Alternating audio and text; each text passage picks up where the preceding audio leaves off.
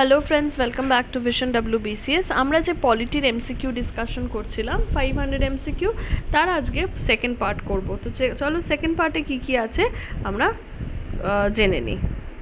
প্রথম কোয়েশ্চেন দেখো, সেকেন্ড পার্টের question number 11, which was described by B.R. Ambedkar as the heart and soul of the constitution। কনস্টিটিউশনের heart and soul হিসেবে কোন পার্টটাকে B.R. আম্বেদকর ডিসক্রাইব করেছে? ঠিক আছে, the options are the right to equality, right against exploitation, right to constitutional remedy, right to freedom of religion। এবার আমরা দেখে নেব right to constitutional remedies। this is the concept বা বলতে পারো this is the fundamental right, যেটাকে B.R. Ambedkar বলেছেন the heart and soul of the Indian constitution। নাও তোমরা আমাকে বলবে যে right to constitutional remedies কোন অ্যাক্টের আন্ডারে পড়ছে। এবার right to constitutional remedy ব্যাপারটা কি, কনসেপ্টটা কোথায়?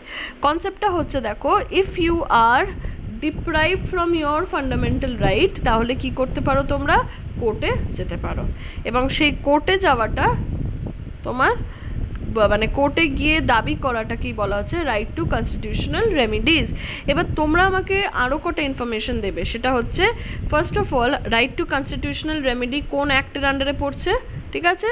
সেকেন্ড কোয়েশ্চেন দেবে, সেকেন্ড আনসার যেটা দেবে সেটা হচ্ছে তোমরা যদি সুপ্রিম কোর্টে যাও কোন অ্যাক্টের আন্ডারে যাবে, তোমরা যদি হাই কোর্টে যাও কোন অ্যাক্টের আন্ডারে যাবে।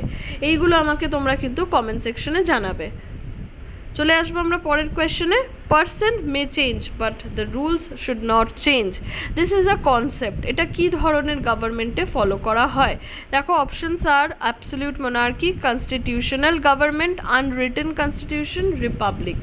তো আমরা আনসার দেখে নেবো এটা কি ধরনের গভর্নমেন্টে ফলো করা হয়। সেটা হচ্ছে কনস্টিটিউশনাল গভর্নমেন্ট, যেটা আমরা ইন্ডিয়াতে ফলো করে থাকি। আমাদের ইন্ডিয়াতে কি হয় দেখো, বেসিক্যালি প্রাইম মিনিস্টার চেঞ্জ হচ্ছে, প্রেসিডেন্ট চেঞ্জ হচ্ছে, চিফ মিনিস্টার চেঞ্জ হচ্ছে, গভর্নর চেঞ্জ হচ্ছে, এভরিথিং ইজ চেঞ্জিং, বাট আমাদের যে তোমার কনস্টিটিউশনটা, আইন নিয়ম কানুন, ইট রিমেইনস দ্য সেম, সবার জন্য সমান আইন, মানে নিয়ম কানুন যেটা বা বেসিক যে কনস্টিটিউশনটা ইজ সেম, ওটা কিন্তু মানুষের সাথে সাথে চেঞ্জ হচ্ছে না। তো ইউ হ্যাভ টু রিমেম্বার যে মানে এইটার আনসারটা করতে গেলে তোমরা যদি আমাদের ইন্ডিয়ান কনসেপ্টটাকে মাথায় আনো তাহলেই আরামসে আনসার করতে পারবে। So the answer is constitutional government. আমাদের এখানে কি হয়, প্রত্যেক বছর না, মানে আফটার এভরি ইলেকশন যে রুলার সে চেঞ্জ হয়, I mean not ruler but যে পার্টির লিডার বা বলতে পারো রিপ্রেজেন্টেটিভ, সে চেঞ্জ হয়, but the rules are all same. পরের কোয়েশ্চেনে চলে যাব, which of the following features of the constitution is being borrowed from the Government of India Act 1935? 1935 এর যে Government of India Act, সেখান থেকে বড় করা হয়েছে কোনগুলো? Options are office of the government, concurrent list, emergency provision, rule of law. Answer আমরা দেখে নেব কোনটা কোনটা বড় করা হয়েছে, that is 1, 2 and 3। 1, 2 and 3 sorry 1, 2 and 3 কি দেখো, office of the government, concurrent list and emergency provision. তাহলে প্রশ্ন উঠছে রুল অফ ল কোথা থেকে বড় করা হয়েছে? Rule of law has been borrowed from UK and government of India act 1935 থেকে কি কি বড় করা হয়েছে দেখো, federal scheme, office of the government, judiciary, public service commission, emergency provision, administrative details. পরের কোয়েশ্চেন চলে যাব, question number 14, two basic principles of liberal theory of democracy as emphasized by John Locke are। John লকের theory অনুযায়ী দুটো basic principle আছে for liberty theory of democracy. Democratic কান্ট্রিতে liberty পেতে গেলে two basic things should be followed according to John Locke. সেই দুটো basic জিনিস কি কি? Universal adult franchise and right to property, representative democracy and workers' right, popular sovereignty and constitutional government, women suffrage and popular sovereignty। answer দেখব, the answer is universal franchisee and right to property। according to John Locke, উনি দুটো treatise on government বার করেছিলেন, ঠিক আছে, that is তোমার according to him দুটো liberty একটা Democratic কান্ট্রিতে মানুষের দুটো লিবার্টি পাওয়া উচিত। One is economic liberty, that is right to property, the other one is intellectual liberty, that is universal adult franchise, মানে freedom of consciousness বা freedom to select your representative, that is universal adult franchisee. But এখন আমাদের ইন্ডিয়াতে right to property is no more of fundamental right. তোমরা আমাকে বলবে যে এটা কবে রিমুভ করা হয়েছে ফ্রম ফান্ডামেন্টাল রাইট, অ্যান্ড এখন এটা কোথায় রয়েছে, আই মিন কোন অ্যাক্টের আন্ডারে রয়েছে, অ্যান্ড আগে এটা কোন অ্যাক্টের আন্ডারে ছিল। পরের কোয়েশ্চেনে চলে যাব, কোয়েশ্চেন নাম্বার 15। হ্যাঁ, কোয়েশ্চেন নাম্বার 15 কি বলছে দেখো, cabinet system and collective responsibility, এই যে দুটো concept is been adopted from which, কার থেকে অ্যাডপ্ট করা হয়েছে, which country? Options are Ireland, US, India, Britain. Obviously India থেকে ইন্ডিয়া অ্যাডপ্ট করবে না, ইন্ডিয়াই অ্যাডপ্ট করেছে, তো বেঁচে রইল তিনটে অপশন, আয়ারল্যান্ড, ইউএস, ব্রিটেন। দেখবো আনসার কি হবে, দি আনসার ইজ ব্রিটেন।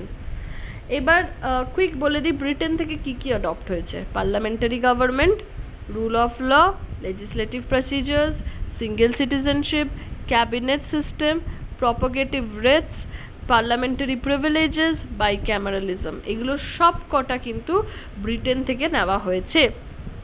আর এই পার্লামেন্টারি প্রিভিলেজের মধ্যেই পড়ছে তোমার এই cabinet system, it's collective responsibility, এগুলো সবকটা কিন্তু ব্রিটেন থেকেই আমরা পাচ্ছি, ইউকের মানে ইউকের লেজিসলেচার থেকে ফলো করা এগুলো। পরেরটা চলে যাবো question number 16, who was the president of the constituent assembly of India, ইন্ডিয়ার যে কনস্টিটিউয়েন্ট অ্যাসেম্বলি তার প্রেসিডেন্ট কে ছিলেন?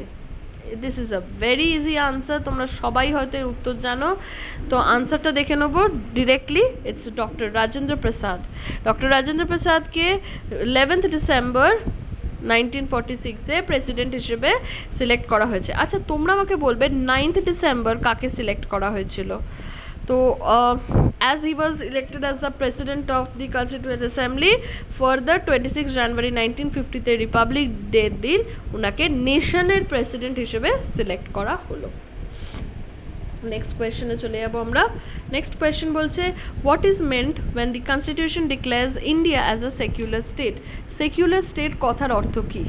ওকে, religious worship is not allowed, religions are patronized by state, the state regards religious as a private affair of the citizen and does not discriminate on its basis, none of these.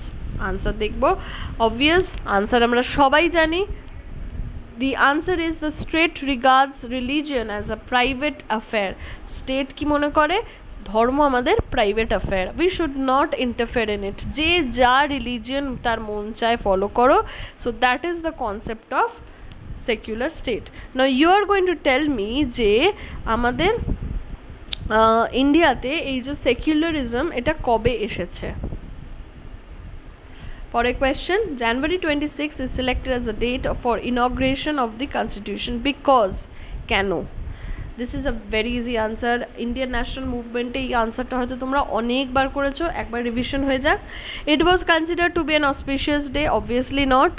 On that day quit India movement started in 1942, the Congress had observed its independence day in 1930, none of the above. Answer দেখবো, yes, the Congress had observed its Independence Day in 1930. দেখো Indian constitution adopt করা হয়েছিল 26 November but came into force after 2 months on 26 January 1950, and এই দিনে Purna Swaraj resolution was made in Lahore in 1930, এবং এই দিনেই first ট্রাইকালার flag unfold হয়েছিল।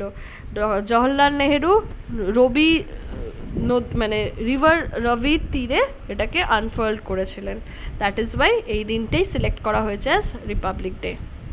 Question number 19, which one of the following is not an element of state? স্টেটের element নয় কোনটা? Population, land, army, government. Answer দেখবো, it's army. The state has 4 essential elements, মনে রাখবে, very important: population, territory which is land, government, sovereignty which is independence. sovereignty মানে আমি আমার রাজ্য নিজের মতো করে চালাবো। নেক্সট চলে আসো, the concept of sovereign parliament originated in, sovereign parliamenটের যে কনসেপ্ট এটা কোথা থেকে এসছে? England, India, France and Japan. Answer is France. ঠিক আছে?